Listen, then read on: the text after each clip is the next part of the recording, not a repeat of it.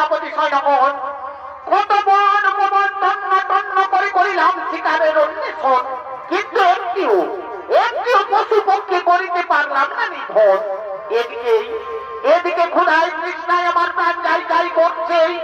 বলো বলো বলো রে মন্ত্রী সৈন্যগণ, এই তৃষ্ণা নিবারণের জন্য কোথায় পাই একটু জল? মহারাজ মহারাজ, আমরা কখনো আসি না মহারাজ এই গভীর কানন, তাই আমরা বলতে পারবো না মহারাজ কোথায় রয়েছে জলের সৃজন। কি বললো রে মন্ত্রী ওর সৈন্যগণ? তাহলে কি বাবা প্রাণ যাবে এই সামান্য জলের কারণ? শোনো শোনো শোনো রে মন্ত্রী ওর সৈন্যগণ,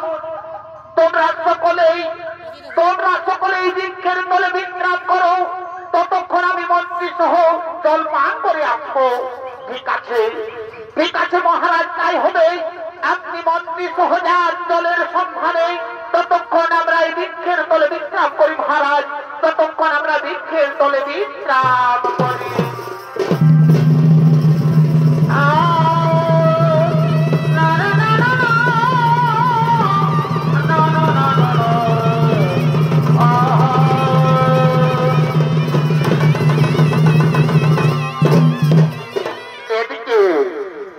এদিকে সেই বিন্দু সরোবরের পবিত্র জলে হর পার্বতী জলক্রিয়া করছে।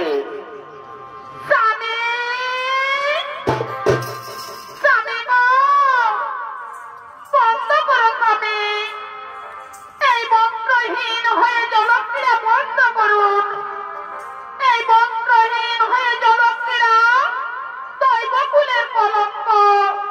তাছাড়া দেব দৈত্য দানব যক্ষ রক্ষ কীর্তিন্নর ফেরিলে দর্শন, উপহাসের হাসি হাসতে মদের। কে বললে পার্বতী আমাদের এই গোপন বিহার দেখে উপহাসের হাসি হাসবে? শোনো পার্বতী, যে জন্মদের এই গোপন বিহার দেখে উপহাসের হাসি হাসবে, মদের অভিশাপে তার মস্তক খসে পড়বে বিন্দু সরোবরের পবিত্র জলে। এসো এসো পার্বতী, এখন আমরা পুনরায় এই বিন্দু সরোবরের উত্তর ঘাটে জলক্রিয়া করি। এসো এসো এসো।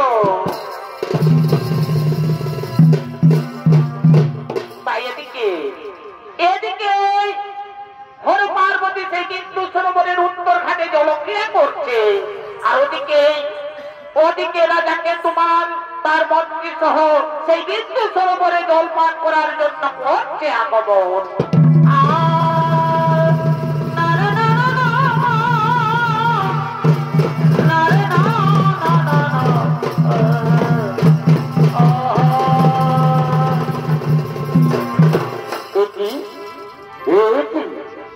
এটি আশ্চর্য দৃশ্য, এই বিন্দু সরোবরে হেন দৃশ্য।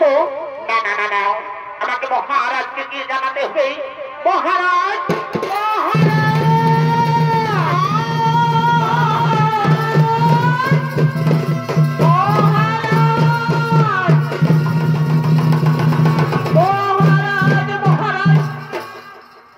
মহারাজ, একটি দৃশ্য দেখলাম মহারাজ। আমার মনে হয় মহারাজ এখন এখানে আপনার জল পান করা যাবে না। কেন কেন মন্ত্রী বিড়ালাক্ষ, এখন এখানে আমার জল পান করা যাবে না কেন?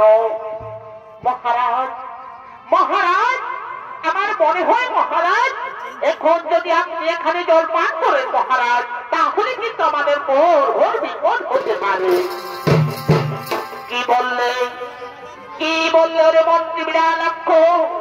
জল পিপাসায় আমার প্রাণ যাই যাই করছে, আর তুমি আমায় বিপদের ভয় দেখাচ্ছ। আমি দিগ্বিজয়ী রাজাকে তোমার, আমি কাউকে ভয় করি না, আমি কিছুতেই সরব না। আমি যাবো এখনই গিয়ে জল পান করে আসবো। হ্যাঁ হ্যাঁ, আমি যাই হ্যাঁ হ্যাঁ, আর বিলম্ব করবো না।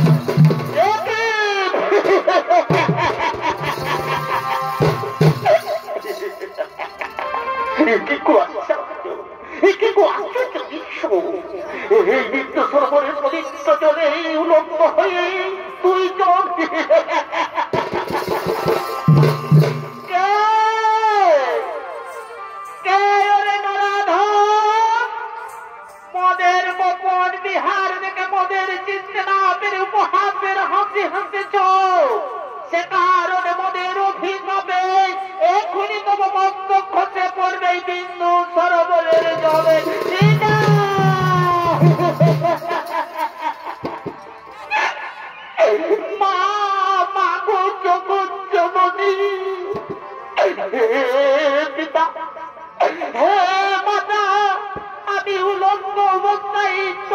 চিনতে পারিনি প্রভু, আমায় গো মা গো।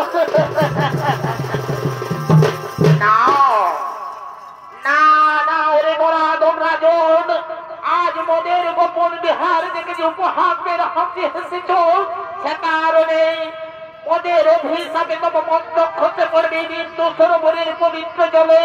তার থেকে সৃষ্টি হবে দানব সম্রাট, নাম হবে তার মন্ডুকাসুর। বাহু বলে জিতবে স্বর্গ মর্ত পাতাল, কিন্তু সাবধান কখনো করো নাই হর পার্বতী ভক্তির উপর অন্যায় অত্যাচার, না হলে সেদিন এই পার্বতীর হত্যে অবশ্যই হইবে মরণ।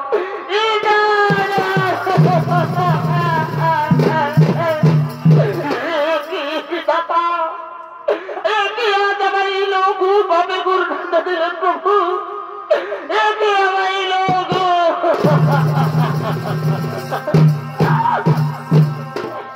লক্ষ পাপে করো দণ্ডা, আমায় কেন দিলে লক্ষ পাপে করো দণ্ডা।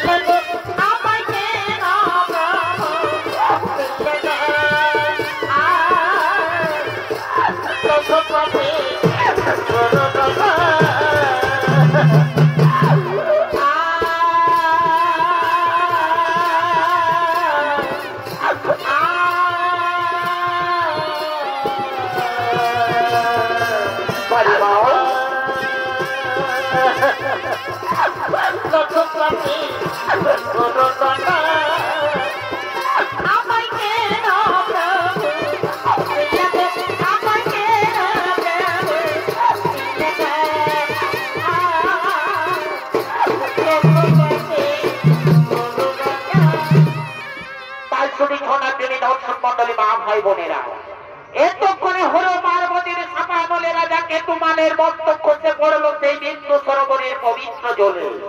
তার থেকে সৃষ্টি হলো মহাদানব সম্রাট, নাম হই তার মন্ডুকাসুর। আর এই মন্ডুকাসুর ছুটে আসছে বীর দর্পে।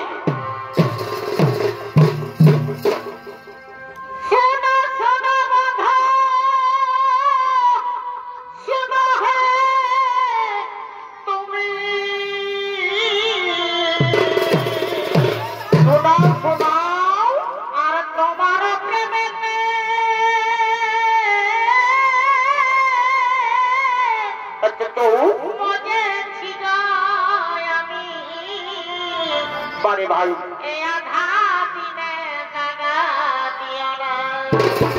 আচ্ছা আর তুমি কোলা বন্ধ, আর কি হলো ভাই? আমি পারা বন্ধ। বাড়ি বাও তুমি কোলা বন্ধ,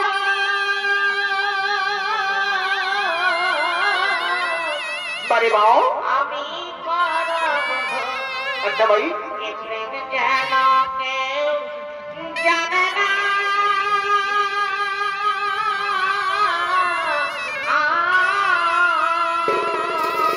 আচ্ছা এই গোপন প্রেমে বড়ই হে কঠিন, কেলেঙ্কারি শেষে করোনা। আচ্ছা কেলেঙ্কারি শেষে করোনা।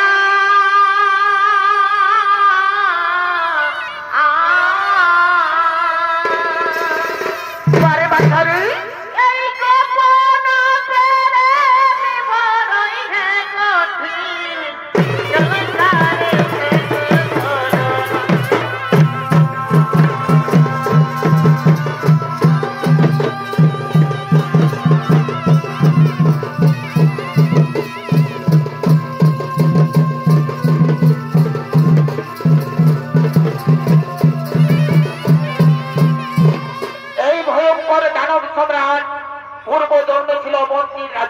গোলমাল।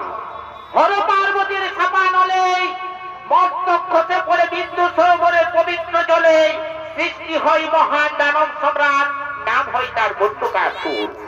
তাই এই মধ্যকাসুরের ভূমিকায় আপনাদের এই আলোক উদ্ভাসিত রঙ্গমঞ্চে নৃত্য অভিনয় করে দেখাচ্ছেন এ হলো ওস্তাদ বিজয় কুমার মাহাতোর একান্ত প্রিয় সুহৃদ নৃত্যশিল্পী ভক্ত রঞ্জন মাহাতো।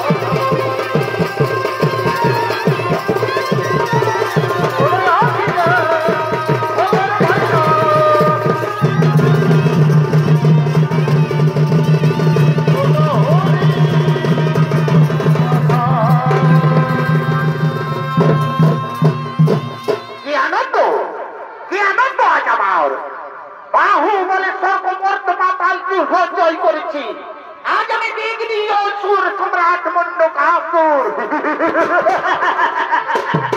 কোথায় কোথায় রে মন্ত্রী হরি সেনাপতি গণ এখন মোর সম্মুখে করো আগমন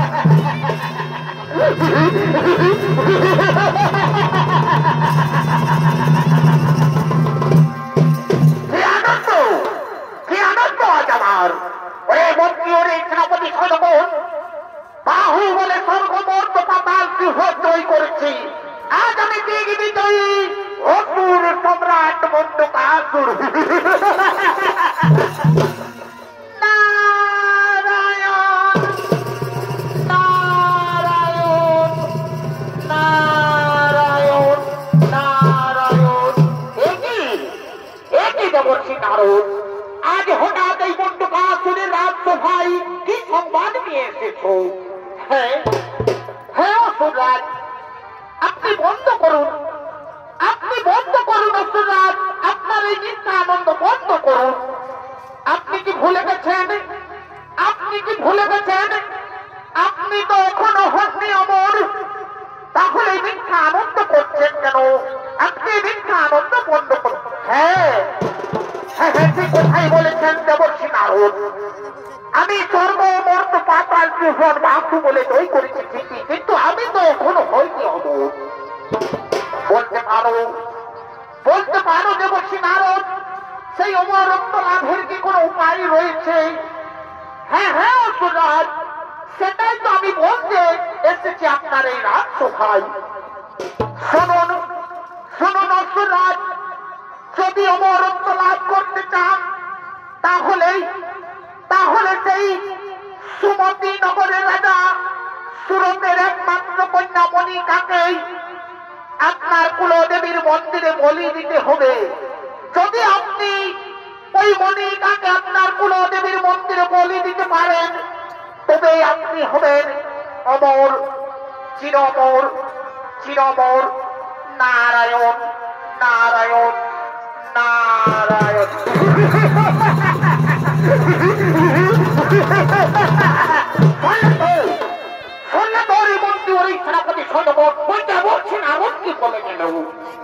আমি নাকি ওই সমুদ্র নগরের রাজা সুরতের একমাত্র কন্যাকে যদি নিজ কুলদেবীর মন্দিরে বলে দিতে পারি, তবে সমানে অজে অমর।